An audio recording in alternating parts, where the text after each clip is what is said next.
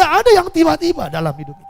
Termasuk juga dalam mengikut Tuhan. Kalau saudara bisa lihat ada orang, wih enak banget ya, diberkati Tuhan, pelayanannya luar biasa. Tanya dia berapa banyak dia menabung.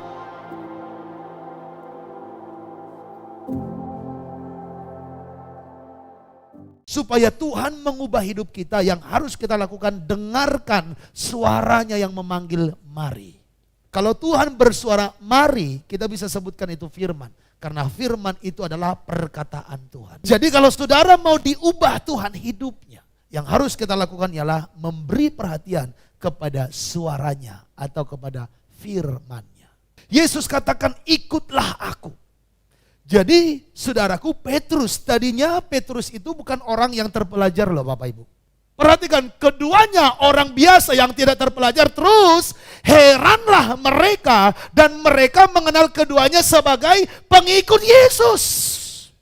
Luar biasanya, orang biasa tidak terpelajar tapi membuat orang yang terpelajar terheran-heran.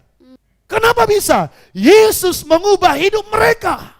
Yesus katakan, mari ikutlah aku. Jadi pengikutan kita akan membuat hidup kita berubah loh. Amin. Makanya ikut Tuhan itu harus selalu aktif. Jangan ikut Tuhan bulan ini, bulan depan, tidak. Hanya mengaku Yesus Tuhan itu gampang. Tetapi panggilan kita bukan hanya mengaku Yesus Tuhan. Panggilan kita ialah mengikut Yesus. Yesus pernah ucapkan kalimat ini, barang siapa mau mengikut aku, ia harus menyangkal dirinya, memikul salibnya, dan mengikut aku. Kalau benar orang itu mengikut Yesus, dia harus mulai berubah. Dari orang biasa, tidak terpelajar, tapi berubah, membuat heran orang yang terpelajar.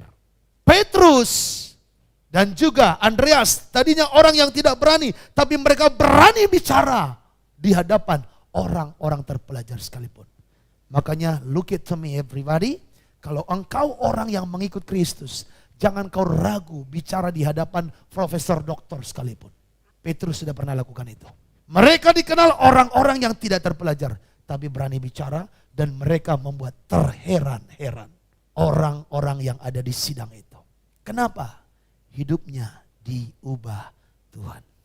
Dan sesudah mereka menghela perahu-perahunya ke darat, mereka pun meninggalkan segala sesuatu, lalu mengikut Yesus. Oh, mereka pun meninggalkan segala sesuatu. Wow, itu rahasianya. Kenapa Petrus yang tidak terpelajar dapat membuat terheran-heran orang yang terpelajar.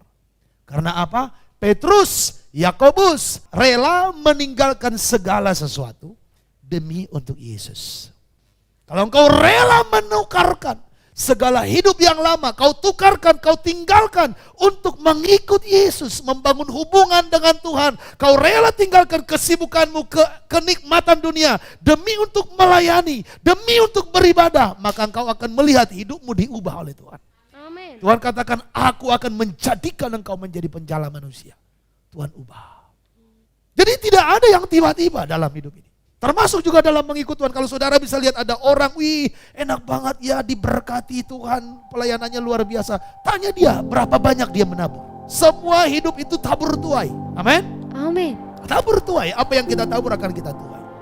Nah, saudaraku, nggak ada yang tiba-tiba. Makanya rela nggak meninggalkan segala sesuatu.